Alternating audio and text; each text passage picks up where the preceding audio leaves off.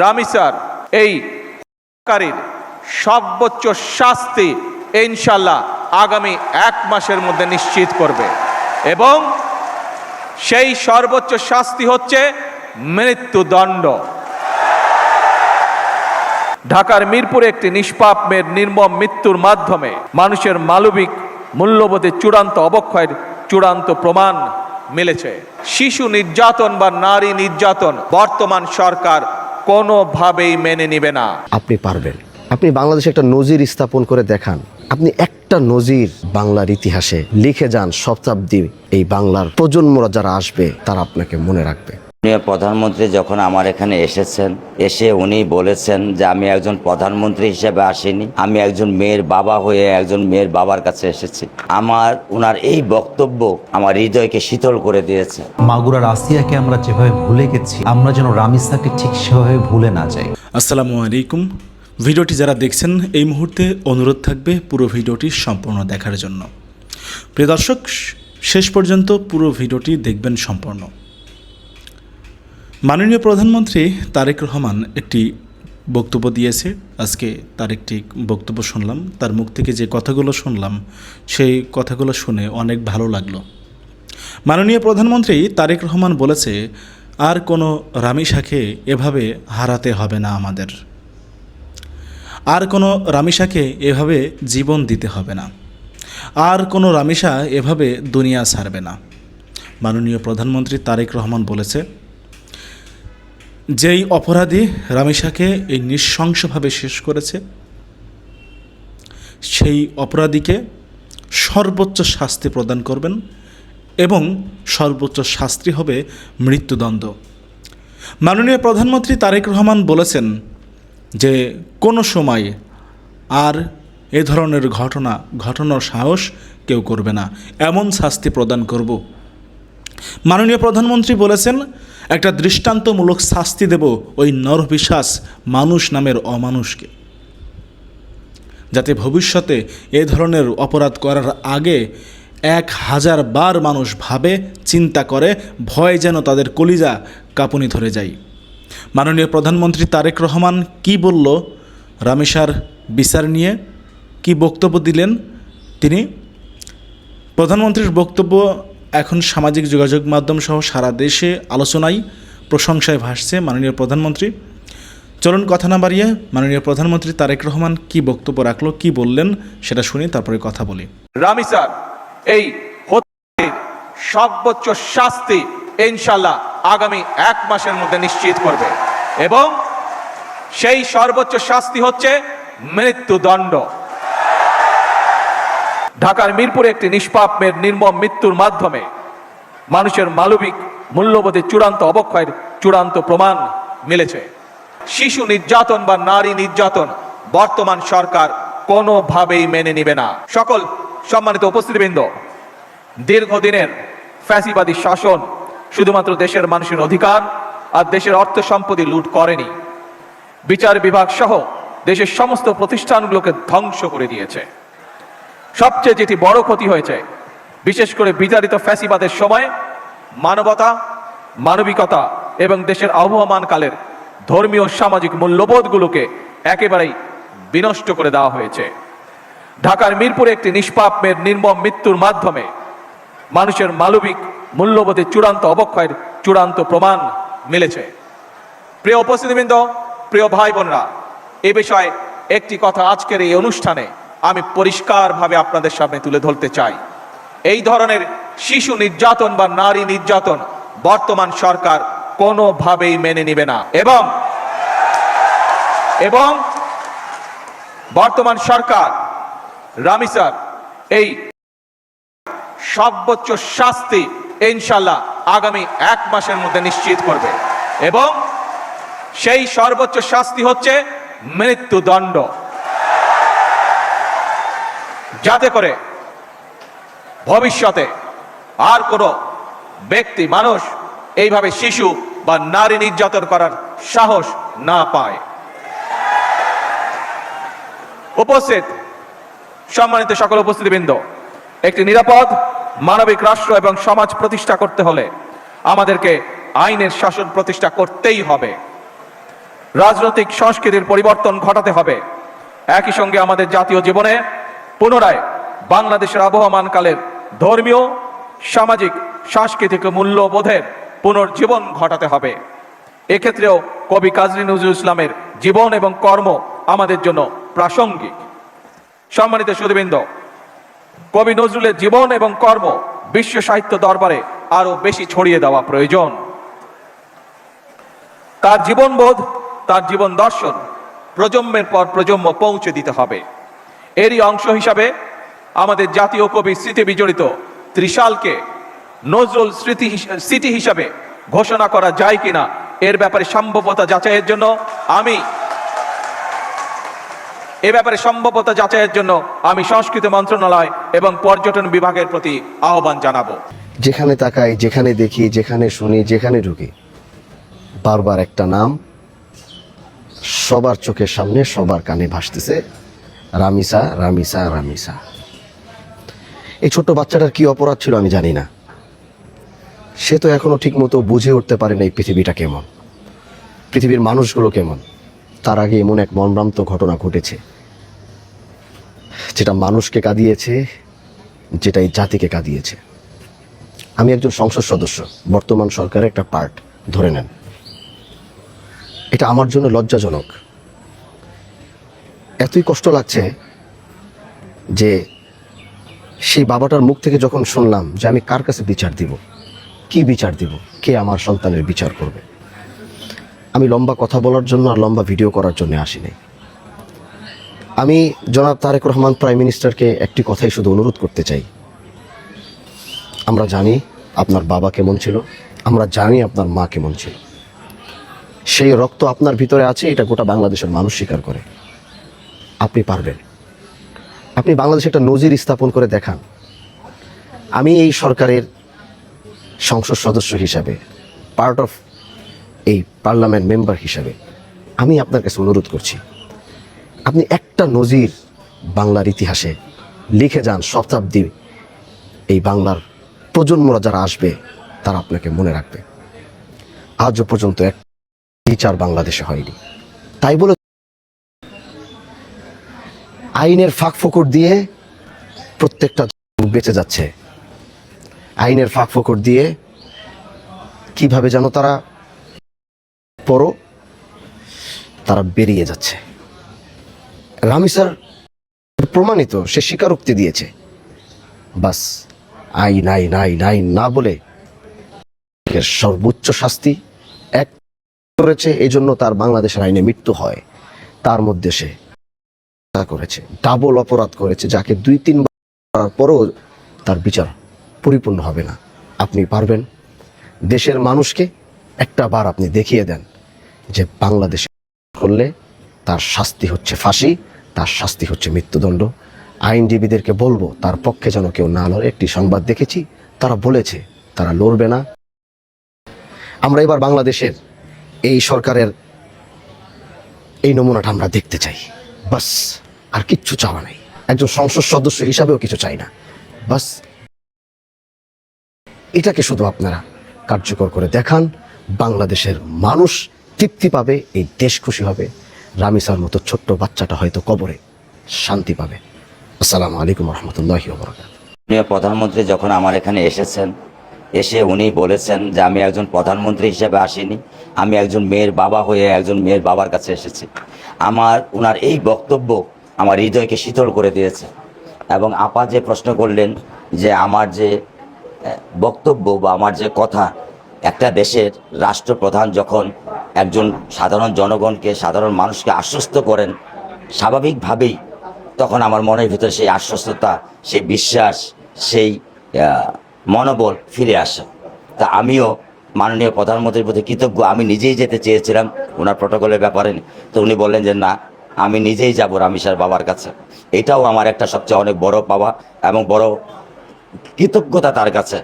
উনি আমার বড় মেয়ের দায়িত্ব নিয়েছেন, উনি আমার ছোট মেয়েকে ভালোবাসছেন, উনি আমার পরিবারকে ভালোবাসা দিয়েছেন। সর্বোপরি উনি আমাকে বলেছেন যে আমরা 7 দিনের ভিতরে চার্জশিট দিব এবং সবচেয়ে দ্রুত বিচারের ব্যবস্থা করব। এখানে মাননীয় আইনমন্ত্রী ছিলেন, মাননীয় স্বরাষ্ট্রমন্ত্রী ছিলেন, তারাও আমাকে এই আশ্বস্তি করেছেন।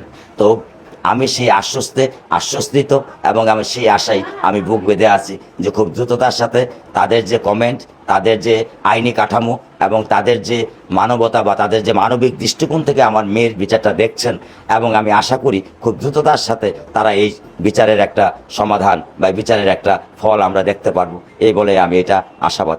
এই জুতাটাই ছিল রামিছার, একটাই জুতা। প্রিয় দর্শক দেখতে পাচ্ছেন, একটাই জুতা ছিল রামিছার।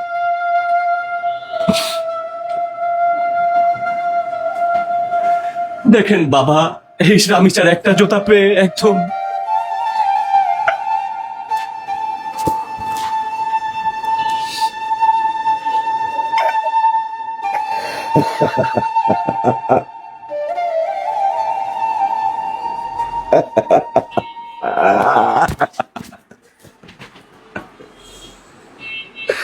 আমি ব্যর্থ বাবা, আমি পারি নাই আমার সন্তানকে রক্ষা করতে, আমি ব্যর্থ বাবা, আমি একজন ব্যর্থ বাবা, আমি আমার সন্তানকে রক্ষা করতে পারি নাই।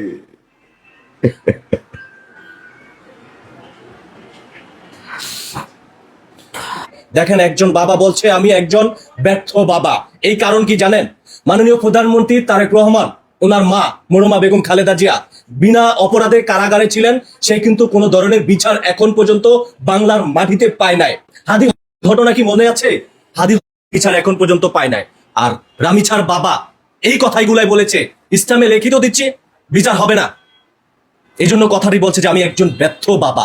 হে আল্লাহ, আমাদের বাংলাদেশে আমরা জন্মগ্রহণ করে ভুল হয়েছে, এটাই বাস্তব, এটাই সত্যি। কারণ কি জানেন, বাংলার মাটিতে হয়তোবা এই রামিছার বিচার আমরা দেখে যেতে পারবো কিনা একমাত্র উপর আল্লাহ ভালো জানে। আপনি দেখুন, এই সেই রামিছার একটি জুতো। এই জুতো দেখেই কিন্তু রামিছাকে সন্দেহ করেছে যে এই রুমে রামিছা সম্ভবত রয়েছে।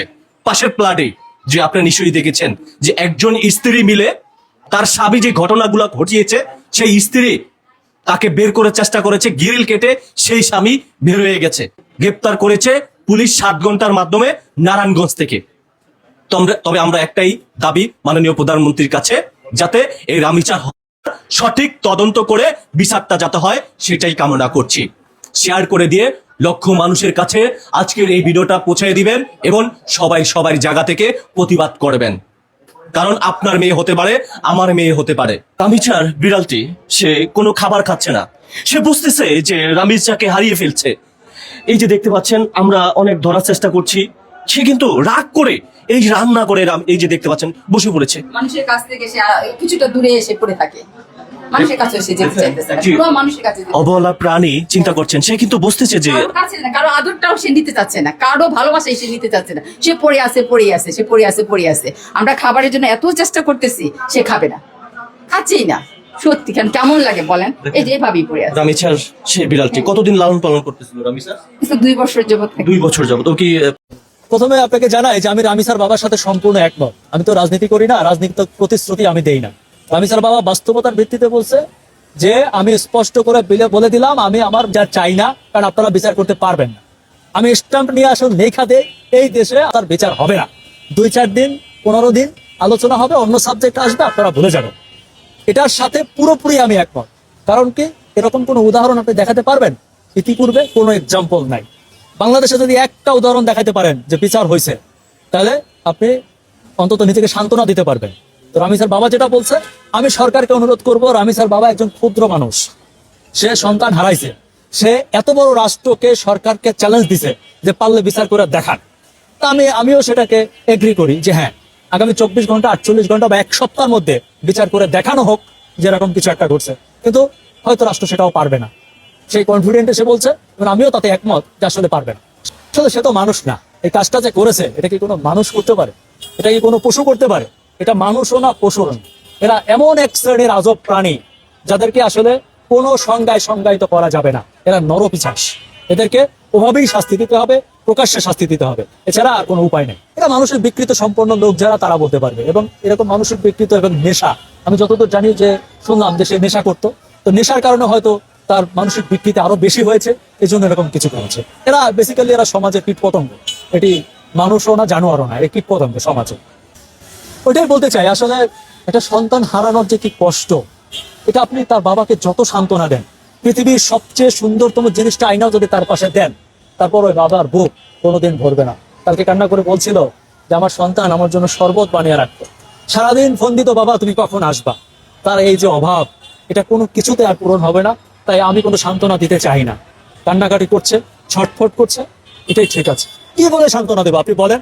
একটা ভাষা আছে, এটার কোনো প্রতিদান হয়, এটার কোনো প্রতিকার হয়, যে একটা জিনিসের রিপ্লেসমেন্ট হয়, এটা কোনো কিছু হয় না। এটা কোনো সান্ত্বনা দিয়ে প্রকাশ করা যাবে না। এটা একটাই সান্ত্বনা, সেটা হচ্ছে আপনি যদি বিচার করতে পারেন। আপনাদের মাধ্যমে আমি রাষ্ট্রকে বলতে চাই, সমাজে সোশ্যাল মিডিয়াতে একটা দাবি উঠেছে, আমিও রাষ্ট্রের কাছে সেই দাবিটা রেখেছি, আপনার মাধ্যমে রাখতে চাই। তাদেরকে 15 দিনের মধ্যে বিচার প্রক্রিয়া শেষ করে প্রকাশ হবে। যদি সেটার আইন না থাকে, এই সংসদ অধিবেশনের মধ্যে এটি সংসদে পাশ করে কার্যকর করতে হবে। এটি আমার দাবি, এবং এই দাবি নিয়ে আমাদের বাংলাদেশের সকল বাবারা আমরা রাজপথে থাকবো। এবং আমাদের এই ভিডিওটি যারা দেখছেন আপনার মাধ্যমে, আমি তাদেরকেও বলবো যে আমাদের সাথে থাকতে। আমরা রাজপথে থেকে আমরা যারা অভিভাবক আছি তারা আমরা প্রতিবাদ করব। আমরা প্রতিবাদ না করে আমরা যদি ঘরের কোনায় বসা, বেডরুমে বসা খালি মায়া দেখায় আর আমি তার জন্য কান্না করি, তাতে এই দেশে বিচার হবে না। মনে রাখবেন, এই দেশ কান্নাকাটি মায়ার দেশ না। এখানে অর্জন করতে হয়, আন্দোলন সংগ্রাম করতে হয়, এবং বিচার চাইয়া তারপর বিচার পাইতে হয়। সো এটার জন্য সামাজিক আন্দোলন করতে হবে। এবং আমার যে দাবিটা, এটা প্রত্যেকটা মানুষের দাবি হওয়া উচিত বলে মনে করি। আমি রাষ্ট্রের কাছে সেই দাবিটি স্ট্রংলি করতে চাই। প্রয়োজনে আমরা যে কোনো দিন রাষ্ট্রীয়ভাবে একে ডাক দিব সবাইকে মাঠে নামার জন্য। আজকে সকালে দেখলাম যে সেই রামিসার ফরেন্সিক রিপোর্টে সত্যতা মিলেছে। আসলে এমনটাই হবে বোঝাই যাচ্ছিল আলামতগুলোতে, যে পরিষ্কার। তারপর তা এবং খুব নির্মম শ্বাসরোধ করা হয়েছে। আজকে আরেকটা পত্রিকায় দেখছি যে অভিযুক্ত সোহেল এই ঘটনার আগে মারাত্মক ধরনের মাদক সেবন করেছিল। আসলে সুস্থ মাথায় এই ধরনের ঘটনা কারো পক্ষে সম্ভব না। প্রধানমন্ত্রী কালকে বলেছেন তার সর্বোচ্চ শাস্তি ফাঁসি, যদিও সর্বোচ্চ শাস্তি নির্ধারণের দায়িত্ব আদালতের। তারপরও এই রামিসাকে ঘিরে যেই পরিস্থিতি তৈরি হয়েছে তার প্রেক্ষিতে হয়তো তিনি এটাই বলেছেন। এই ব্যাপারে আর কোনো সন্দেহ নেই।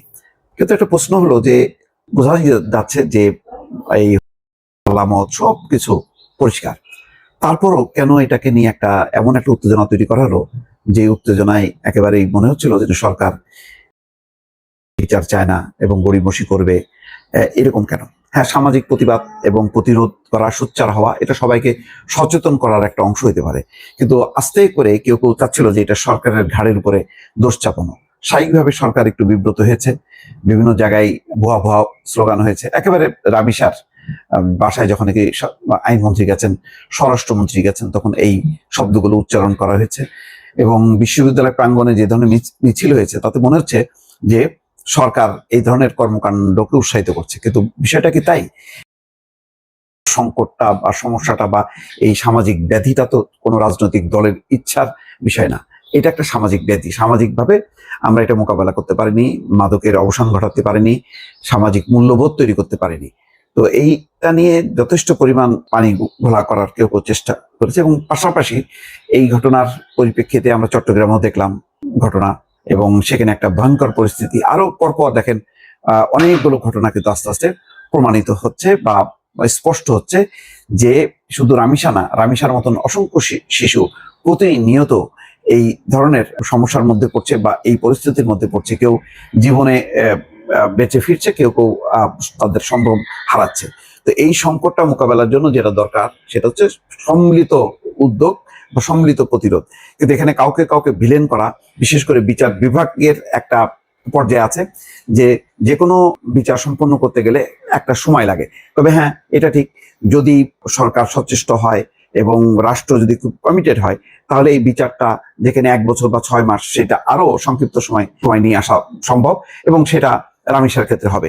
তো রামিসার শুধু একার ক্ষেত্রে এটা মানে সম্পন্ন হলে শেষ হবে না, এটা সকল ক্ষেত্রে এটা প্রতিষ্ঠিত করতে হবে যে এই ঘটনার প্রেক্ষিতে যখনই এই ধরনের ঘটনা ঘটবে, সাথে সাথে যাতে দ্রুত গতিতে বিচারের বিষয়টি সম্পন্ন হয়, যাতে অন্য কেউ এটাকে রাজনৈতিক ইস্যুতে পরিণত করতে না পারে। দর্শক, রামিসার ঘটনা ঘটে যাওয়া আজ 2 দিন হয়ে গেল। মাগুরার আসিয়াকে আমরা যেভাবে ভুলে গেছি, আমরা যেন রামিসাকে ঠিক সেভাবে ভুলে না যাই। আমাদের দেশের বাস্তবতা হচ্ছে, একটা ইস্যু আসে, খুব ট্রেন্ডিং এ থাকে, 5 দিন পরে আরেকটা ইস্যু আসে, ওই ট্রেন্ডিংটা আগের মতো আর থাকে না। আমরা দেখেছি মাগুরায় যখন নিষ্পাপ আসিয়াকে পুরো দেশের মিডিয়া তখন অ্যাক্টিভ ছিল, মানুষগুলো প্রতিবাদী হয়ে উঠেছিল। ঠিক তার কয়েকদিন পরে একটা ভিন্ন কনটেক্সট এসেছে, ভিন্ন ইস্যু এসেছে, মানুষ ওই ঘটনাকে ধামাচাপা দিয়ে দিয়েছে, মানুষ সব ভুলে গেছে। আজও সেই মামলা আদালতে ঝুলছে, তার কোনো ন্যায্য বিচার বাংলাদেশের মানুষ দেখতে এই পর্যন্ত পারে নাই। নাও মাই কোয়েশ্চেন ইজ, রামিসার বাবা তিনি বলেছেন যে এই রাষ্ট্রের কাছে আমি বিচার চাই না, আপনারা বিচার করতে পারবেন না, কাইন্ড অফ চ্যালেঞ্জ তিনি ছুড়ে দিয়েছেন। এবং আমার কাছে মনে হয় যে রাষ্ট্রের এই চ্যালেঞ্জটা অ্যাকসেপ্ট করা উচিত, কারণ রাষ্ট্র যদি আজকে বিচার করে, রাষ্ট্র যদি এই প্রকাশ্যে মৃত্যুদণ্ডের বিচার করে, ইনশাআল্লাহ আগামীতে কোনো বাচ্চার গায়ে হাত দেওয়ার পূর্বে 1000 বার চিন্তা করবে। এবং আমার কাছে বড্ড অবাক লাগে যে একজন বাবা বিচার ব্যবস্থাকে কতটা অবিশ্বাস করলে, তার বিশ্বাস কতটা উঠে গেলে বাবা তার মেয়ের ব্যাপারে বলতে পারে যে আমি কোনো বিচার চাই না। কতটা ক্ষোভ তার ভেতরে, কতটা কষ্ট জমানো থাকলে সে কথা বলতে পারে যে আমি এই ঘটনার বিচার চাই না, রাষ্ট্র এটার বিচার করতে পারবে না। তো বর্তমান যে সরকার আছেন, আমাদের মাননীয় প্রধানমন্ত্রী তারেক রহমান, ওনারও একজন মেয়ে আছেন। আচ্ছা একবার ভাবেন তো, উনি যদি একজন সাধারণ নাগরিক হতেন এবং ওনার মেয়ের সঙ্গে আল্লাহ না করুক এই ঘটনা ঘটতো, তিনি বাবা হিসেবে কিভাবে এটা অ্যাকসেপ্ট করতে পারতেন? তিনি বাবা হিসেবে এটাকে কেমনে সহ্য করতে পারেন? আচ্ছা আপনি নিজেকে একবার এখানে দাঁড় করান তো রামিসার বাবার জায়গায়। যদি আপনার মেয়ের সঙ্গে আজকে এমন হতো, যদি আপনার মেয়ের গলাকে কেটে ফেলা হতো, যদি আপনার নিষ্পাপ হতো, আপনি কি অ্যাকসেপ্ট করতে পারতেন? আমার বাচ্চার সঙ্গে যদি এটা কালকে হয়, এটাকে আমি অ্যাকসেপ্ট করতে পারবো? কেউ কি অ্যাকসেপ্ট করতে পারবে? এত বড় একটা ঘটনা, এত বড় একটা অন্যায়, এত বড় একটা ক্রাইম, অথচ সবচেয়ে বড় অবাক করা বিষয় হচ্ছে আজকে যে পরিমাণ আমরা অ্যাক্টিভ আছি, 7 দিন পরে আমরা সবাই হারিয়ে যাব, কোনো খবর থাকবে না, মামলা ঝুলবে, দিনের পরে দিন কথা হবে, কিন্তু একটা সময় পরে গিয়ে বিচার বন্ধ হয়ে যাবে, আসামি ছাড়া পেয়ে যাবে এবং অন্যায়ের যে ধারাটা চলছিল এটা আগের মতোই চলতে থাকবে। তাহলে আমাদের রাষ্ট্রে বাচ্চাদের নিরাপত্তা কোথায়? একজন নিষ্পাপ শিশুর নিরাপত্তা কোথায়? একজন মেয়ে যার বয়স 6, 7, 8, তার সেফটিটা কোথায়? যদি আমরা আজকে বিচার করতে পারি তাহলে আমাদের সেফটিটা আমরা ইনশিওর করতে পারবো। যদি আমরা আজকে বিচার না করি, দেখবেন আপনি এরকম ঘটনা আগামীতেও ঘটবে, বিচার হবে না, আসামি বের হবে এবং যতদিন পর্যন্ত বাংলাদেশ আছে কোনো শিশু এই দেশের মাটিতে নিরাপদ থাকবে না। এজন্য আমি রাষ্ট্রের কাছে বিনীত আবদার রাখবো, আপনারা এই বিষয়টাকে এতটা গুরুত্ব দিবেন, এমনভাবে বিচার করবেন যেন পুরো দেশে এটি একটি এক্সাম্পল হয়ে থেকে যায়। এবং সর্বশেষ আমি একটা কথা বলতে চাই, আপনারা দেখেছেন কত শিশু এই পর্যন্ত, এটা গোনা মুশকিল। আপনারা দেখেছেন ওসমান হাদির মতো একজন প্রতিবাদী যুবককে রাস্তায় ওপেনলি গুলি করে শুট করা হয়েছে, এই পর্যন্ত আমরা পরিপূর্ণ বিচারটা দেখতে পারি নাই। আমাদের দেশের বিচার ব্যবস্থা এতটা দুর্বল হয়ে গিয়েছে যে অন্যায়কারী অন্যায় করার পূর্বে একটাবার ভাবতেও চায় না। মাদক ব্যবসায়ী ধরা পড়তেছে, মিডিয়ার সামনে সে হাসতেছে। এই জন্য যতক্ষণ পর্যন্ত বিচার অ্যাক্টিভ না হবে, সঠিক বিচার না হবে, এই দেশে অন্যায়কে রুখে দেওয়া যাবে না। আমি আশা রাখবো রাষ্ট্র অ্যাকশন নিবে, বিচার করবে এবং ইনশাআল্লাহ আমরা চাইবো নিরাপদ বাংলাদেশ আমরা আগামীতে গড়ব। আল্লাহ আমাদেরকে তৌফিক দান করুক, আমিন। প্রিয় দর্শক শ্রোতা মণ্ডলী, আপনারা দেখতে পারলেন। ব্যক্তিগতভাবে আপনারা কি বলতে চান সেটি অবশ্যই কমেন্ট করবেন, কমেন্টে আপনাদের অভিব্যক্তি এবং মতামতটা জানাবেন।